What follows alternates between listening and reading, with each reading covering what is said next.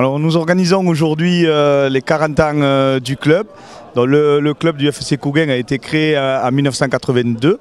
Voilà, et donc nous sommes fiers aujourd'hui de réunir donc, les premiers joueurs de ces équipes ainsi que toutes les catégories depuis. Donc voilà, donc nous avons envoyé 300 mails et aujourd'hui il y a à peu près 300-320 personnes donc, qui sont présentes là. Voilà. Donc cette journée, il y a très longtemps qu'on aurait aimé faire une journée comme ça pour dynamiser les couleurs de notre vallée, le vert et blanc. Voilà. Donc, nous nous trouvons ici, vous voyez derrière moi, il y a sûrement beaucoup de monde et c'est que des gens qui ont été ou joueurs ou dirigeants du club.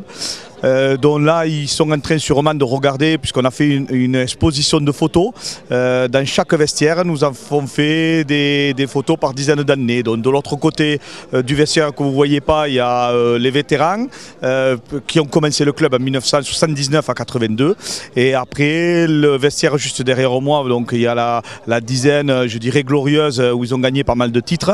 Après le vestiaire à côté, il y a tous les titres des jeunes, donc que j'ai eu la chance de gagner moi aussi quand j'étais minime. Voilà. Et puis le dernier vestiaire de l'autre côté, c'est le club aujourd'hui. Voilà. Donc ce club, c'est un club qui a eu ses années glorieuses, je dirais, dans les années 2000 et qui, sur les années 2005-2010, était en souffle d'effectifs. Donc bon, vous connaissez sûrement Claude Osma qui a tenu ce club pendant 33 ans. Et donc moi j'étais en tant que joueur et puis je suis revenu avec mes enfants donc, et donc on a repris la présidence avec Laurent Taillant de la Digne d'Aval, un collègue, et donc du coup on a voulu vraiment travailler sur les jeunes puisque quand on est arrivé il ne restait plus que 6 jeunes. Et là aujourd'hui, bon, il y a déjà même une dizaine d'années qu'on se maintient, on est à 100 jeunes. On a toutes les catégories, des U7 au U17. On a même monté il y a 3 ans des U19. Donc effectivement, ce travail paye aujourd'hui, puisque donc, on a vraiment voulu travailler les jeunes. Et pas dire qu'on a délaissé les seniors, mais on y a moins travaillé, et donc on est passé de 3 équipes à 2 équipes, on n'est plus qu'à une équipe. Et là maintenant, comme je l'expliquais dans mes discours, c'est comme une maison, un club, c'est qu'on a travaillé les fondations, donc on a travaillé les murs, on a bien bâti tout ça, et là maintenant on travaille le toit, c'est l'équipe senior. Et donc il faut savoir que maintenant le dimanche, sur 14 joueurs sur la feuille de match, il y en a 10 ou 12, ça dépend qui ont moins de 20 ans. Voilà, on n'a que 2 joueurs qui ont un 24, un 27 et un 3e sur la feuille de match qui peut avoir une trentaine d'années. Après, tous les autres joueurs sont du club, ils sont tous formés au club. Et il faut savoir qu'en U17 cette année, on avait 2 équipes, donc une équipe qui a été finaliste de la Coupe et ils seront l'année prochaine quasiment tous U17, encore sauf 6 qui montent, donc on ne fera pas du U19, mais on continuera à ces 6-là monter en senior. Donc notre objectif aujourd'hui, c'est de travailler l'équipe senior pour pouvoir avoir une équipe avec les valeurs qu'on a, le respect, la solidarité, la convivialité. Voilà, ça c'est les valeurs de notre club. Et aujourd'hui on y est arrivé chez les jeunes. Et donc notre travail il est de faire ça en senior et bien sûr de remonter notre équipe dans des divisions supérieures et d'avoir de nouveau 3 équipes. Voilà notre objectif dans les prochaines années. C'est vraiment de retrouver un club très dynamique. Le jour d'une finale, c'était la fête à Castelrain. Et nous avons été victorieux à ce match-là, en finale. Et on avait fait une fiesta du diable. Et à côté du podium, à côté de l'orchestre, il y avait la bouche du Total Ego qui était ouverte. Où un vandale avait enlevé la plaque. Et ce jour-là, Rémi Julia, grand artisan de la victoire du Kouguin, habillé en blanc et en vert, comme il se doit, est passé par cette trappe. Et nous avons mis un bon quart d'heure pour essayer à plusieurs joueurs de le sortir de ce mauvais pas. Mon Dieu, quel souvenir de ce jour-là!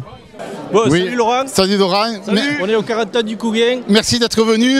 Ça nous fait plaisir de te revoir. On ne désespère pas de te voir encore. À la prochaine. Allez. Alors écoute-moi, le message le plus important c'est le mien. On veut fêter absolument les 40 ans de Fantomas. Il manque plus que mon frère et toi, donc on t'attend avec impatience. Et t'as intérêt à répondre au téléphone. Hein. Allez. Et au mail. Et au mail. Et au mail, ouais. Eh bien écoute, on va organiser ça prochainement.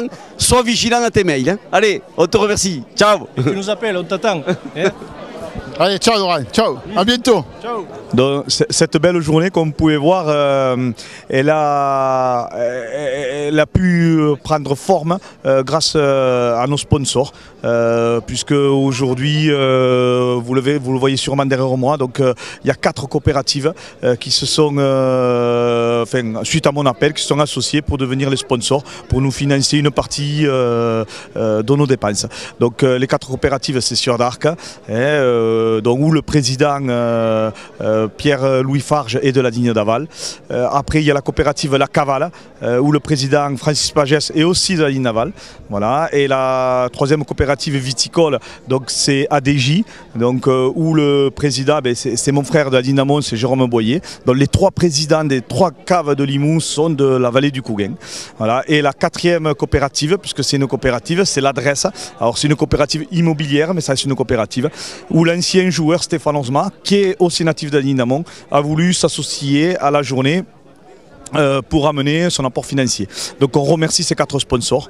On remercie bien sûr les mairies, puisque la vallée du Couguin, je ne l'ai pas dit, mais c'est une vallée, c'est le cas de le dire, et où le Couguin, c'est une rivière qui coule et traverse 4 villages qui sont Saint-Coat, Casterin, la Digne d'Amont et la Digne d'Aval. Et on associe aussi Casterin qui fait partie du RPI. Donc je remercie effectivement ces 4 communes par les apports qu'ils nous font tous les ans, par l'apport financier, mais aussi par exemple les chaises c'est la Digne d'Amont, la salle c'est la Digne d'Aval.